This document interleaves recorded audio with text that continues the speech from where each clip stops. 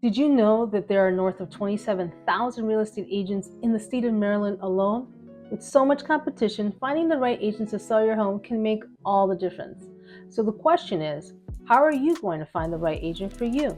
In this video, I'm going to talk particularly about sellers, but a lot of this information does pertain to you buyers as well. So make sure you stay till the very end because I want to give you some helpful tips on how to choose an agent.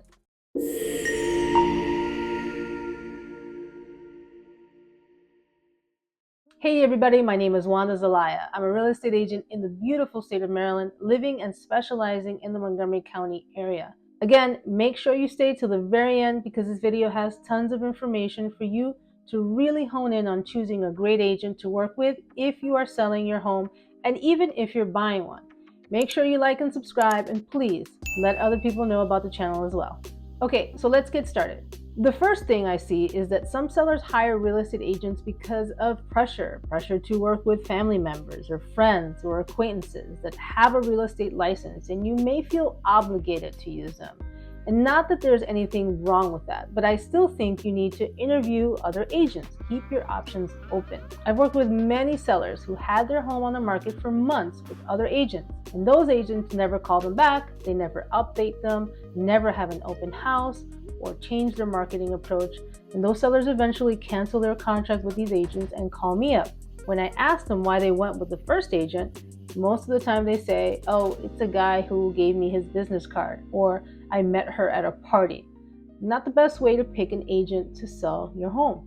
So again, going back to picking an agent just because you know them, you may be making this decision not based on you doing your due diligence and your research, but you're making it just on emotion or feeling that obligation. That's not the right way to choose an agent to work with. Now, one of those agents could very well be a very good agent. They may be very well suited to represent you in a real estate transaction, and they may do a phenomenal job in selling your home. I'm just saying, do your research, interview other agents, keep your options open. Maybe the top mistake that I see sellers make is just picking a real estate agent by the signs that they see up in the neighborhoods. I see their signs everywhere. They must be good. They must be an amazing agent. They must sell a ton of real estate. And although that may be true, one really important thing you have to look at is how this agent is going to vibe with you. How are you going to get along with this agent? Do you agree with the way they do business? What's their communication style? What kind of access are you going to have to them? Are they passing you along to one of their associates? More on all of this just a little bit later, but there is a lot more to consider than just being popular. They may be a great agent, but your personalities might not match. The second mistake that I see people make is over-focusing on the price. This is the price that I want. I'm going to hire a real estate agent that's going to tell me that I'm going to sell it for this much or even more. Forget about the comps, forget about marketing. And that's just not realistic. That's also called buying the listing, where the agent does just that. They tell you they're going to put the house on the market for a price that doesn't reflect what the market is currently doing, can't justify that high sales price, only going by what the seller has in mind. The agent knows the house is not going to sell for that price, and he or she will eventually have to reduce the price of the home. But remember, that's where listings become stagnant on the market. And then not only may you have to sell for even lower than you projected, you may not even sell at all. Now let me ask you, what's more important for you? For your agent to price your home high and not sell it? Or for your agent to sell the home for the highest price possible? See, there's a difference. The home is going to sell at the price that the current market dictates, and also at the price that buyers perceive that is the market value, not necessarily your value, seller. You, seller, or the agent cannot demand a price. The market is going to dictate what the price should be. That's why we use comps. That's why we see what's already sold in the past 6, preferably, but up to 12 months in your area. Some sellers at listing appointments have also told me, I don't agree with your list price because my house is better than any of those houses you have that you're showing me as comps. And I'll be honest with you, this seller's home was in much worse condition than any of the comps. These other comps were renovated homes, neutral paint colors, pristine photos, and there was just no way that this home was better or was going to sell for more. But it's not my job to convince a seller of that. I have also just not been hired to sell these homes. And you know, I'm totally okay with that. As a real estate agent, I'm interested in selling homes, not just getting listings. I'll tell you a personal story about a listing that I had a few years back. I was hired as a seller's agent. I presented the comps that I was using to justify the suggested list price for the homes. I knew, and they knew, their house was worth more. There were 4 homes in the neighborhood that had sold for a ballpark average of about $460,000. Now, I know that my seller's house was in much better condition. They meticulously took care of this home. There was definitely pride of ownership gushing out of this home, and I knew it was going to sell for more. But I couldn't just come up with a random number. So we agreed to put it on the market for $470,000. So now, what did the market say this home was worth? What was the buyer's perceived value of this home? See, the buyer has to be willing to see the value and be willing to pay whatever it is that the buyer thinks that home is worth. That home sold for over $80,000 more than list price, and they sold with amazing quickness, with superb terms of the contract, and now everyone is happy. Sellers are ecstatic and buyers get their dream home. What more can you want? While on this subject, I really want to point out another nugget on price. I get some sellers ask me a lot, what if we priced it too low? And my answer always is, there is no such thing as pricing it too low. We're not pulling numbers out of nowhere. We are using comparables, what other homes similar to yours have sold. If you are using the data, you can't price it low. Buyers will see that there is value in the home, and they will come up with that value as well and dictate what they are willing to pay for the home. Now, there are other considerations. We can't forget about other things like appraisals, but that's another video. My point is, when you use data, you can't price it low. And just remember, sellers, you don't have to take an offer. You don't have to take any offer that you don't like. But trust and know that there will always be someone who wants to lowball every single offer they put in, and those buyers end up not buying, period. Then you'll have serious buyers that actually want to buy your house, that they love your house, they want to live in it, or they want to invest in it, and they're willing to pay that value that they see. Now, if your home is truly unique, you may have a custom home built, or you made big renovations and there are no comps to use, then hire an appraiser. That would make sure that we can match that list price with the market value. Some agents will not do this or even suggest it. Make sure you get an agent that does.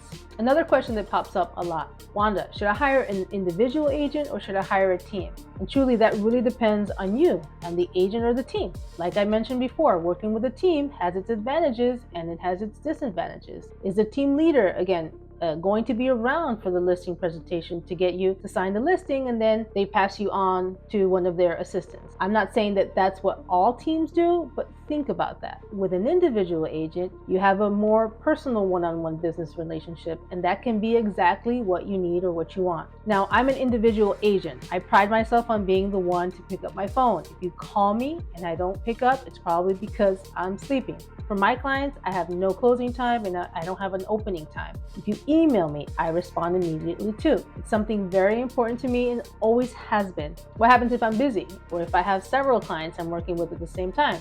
Well, at my brokerage, we have other fantastic agents that I've worked with in the past that we can work with to leverage that excellent customer service experience. We have transaction coordinators that we pay to help us with contracts and addendums. If for some reason I can't show you a home or I can't do an open house for my client because I already had a previous commitment or I had to go out of town, we have other agents in our office that can do these simple tasks for us. Choosing to work with an agent or a team, it really depends on what your style is and what you're most comfortable doing. But my suggestion is interview both, a solo agent and a team. Now, if you interviewed 3 agents or teams and didn't like any of them, keep looking, ask around, do your research. Remember, 27,000 agents in Maryland alone. You have choices. Don't settle for anything less than fantastic. So let's talk about commissions. Now, if you're watching this video and you have been thinking about selling, then you've heard the word commissions and real estate being thrown out a lot lately, especially in the news. I watch a lot of these videos. I hear podcasts, I read articles, and the comments posted on those articles. And what I read the most is people saying, we don't need real estate agents. It's about time real estate agents don't make money. They don't deserve their salary. They make too much money anyway. And my answer to that is no one needs to use a real estate agent. Yes, I said it. You don't have to use a real estate agent for a buy or a sell. You really don't. Can you buy or sell real estate without an agent? Absolutely, no question. Can you buy a car without a car salesman? Yes. Can you go to court without a lawyer? Of course. Can you treat yourself for a cold with over-the-counter medication and not go to the doctor? Can you buy a plane ticket without a travel agent? Yes and yes. And so I just want to make this clear. You don't need a real estate agent to buy or sell a home. Having said that, real estate agents give you representation. They are your advocate for you and for your interests. They professionally negotiate on your behalf. And for some people, they want that. They need that. Someone to walk them through the process. Now, I'll also say this again, commissions are negotiable. They were always negotiable, and now they definitely will be. There was never a preset commission of 6% or higher. If you paid 6% for a buy and sell, it's because the agent and the brokerage said it that way, not the industry. Now, what is changing? The change, seller, is how much concession, not commission, concession you want to give to the buyer, if any at all, not the buyer's agent. So remember that the buyer has already agreed to pay their agent for commission. Buyer and their agent have signed an agreement for representation and compensation. The seller can give you, buyer, some concession for closing costs, repairs, or whatever you may need, and it's up to you, buyer, if that's what you want to do, to use some of that seller concession to pay your agent, and seller, you as well. You negotiate what you will be compensating your agent to represent you selling your home. Having said that, going with the cheapest agent is not the way to go. In real estate, as in the case with most things in life, cheap things or services can eventually cost you more down the road. So again, make sure you invest in an agent that is going to invest in you, that's going to go all out for you, that's going to give you that white glove service for your listing. Make you feel like you are not just a sale. They're picking up the phone when you call them, really just making you feel like you're the only client that they have. They're going to spend the money on professional pictures or even drone footage if the listing calls for it. Spend money on marketing. Spend time to call the leads, reaching out to those buyers agents who show interest, using their resources, using their contacts to bring you that buyer or several buyers. That doesn't come cheap, sellers. So make sure you invest in yourself, because if you hire that agent who is going to do it for cheap and not going to do any of these services that I mentioned before, you are selling yourself short, seller, and it's a disservice to you. Now, as far as research of these agents that you are going to interview, you can do most of this research on your own. Go to Google, type in Wanda Zelaya, Realtor. Look at my Google reviews. This is where most agents are asking clients to leave reviews.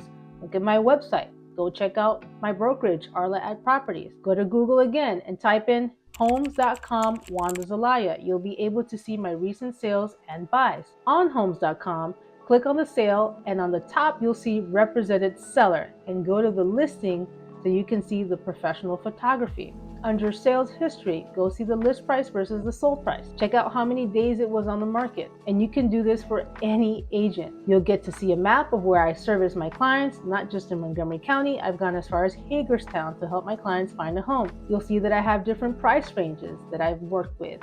And I have to tell you, I love, and I'm so proud of the fact that I have worked with first-time home buyers on small budgets, and I've worked with more expensive sales and purchases of large homes. I've worked with international buyers and investors. I'm familiar with doing international transactions and what that entails. I speak Spanish fluently, and I'm conversational in Portuguese. I can service a very wide range of clients. Know that white glove service and retention is not limited to a price point. So if you're thinking of selling your home and your home is at a higher price point, I can definitely work with you as well. In fact, I'd love to. And it would be up to you if we are a good fit. No pressure. So make sure you go to my website. I'll leave a link down below and read the client reviews, see what other clients are saying about me. And remember, these are people that have done business with me in the past. Read what other people have to say. If it resonates with you and what you're looking for in an agent, chances are we can work great together. Selling or buying real estate is truly a big transaction. Your home is probably the largest asset you own. It's super important that you know what you are getting into and who you are going to be choosing to do business with. Take the emotion out of it. Don't feel obligated to use the neighbor's kid or someone from yoga class who just got into the business. Interview agents, interview individual ones, interview teams, ask questions. Look at their reviews, look them up on Google, do your research, talk to them. Make sure you understand their process and their way of doing real estate as explained by them. What about their pricing strategy? Are they using comps? Can they justify the list price even when you may think it should be priced higher? Are they overpromising? Make sure you ask the questions that are important to you. You are not going to vibe with everyone, and that's okay. You're looking for a good fit for you, and that's the most important thing. My name is Wanda Zelaya. I'm an agent in Maryland, specializing in the Montgomery County, Maryland area, that can help you list or buy a home anywhere in the Maryland DMV. If you're looking to sell your home, of course, I'd love to interview with you. I'd love to be one of those 3 agents that you are going to interview. Thank you so much for supporting this channel. As always, please make sure you like and subscribe, and please make sure you share with family and friends. And of course, if you have any questions about selling or buying, I'd love to answer any questions you may have. Till the next one.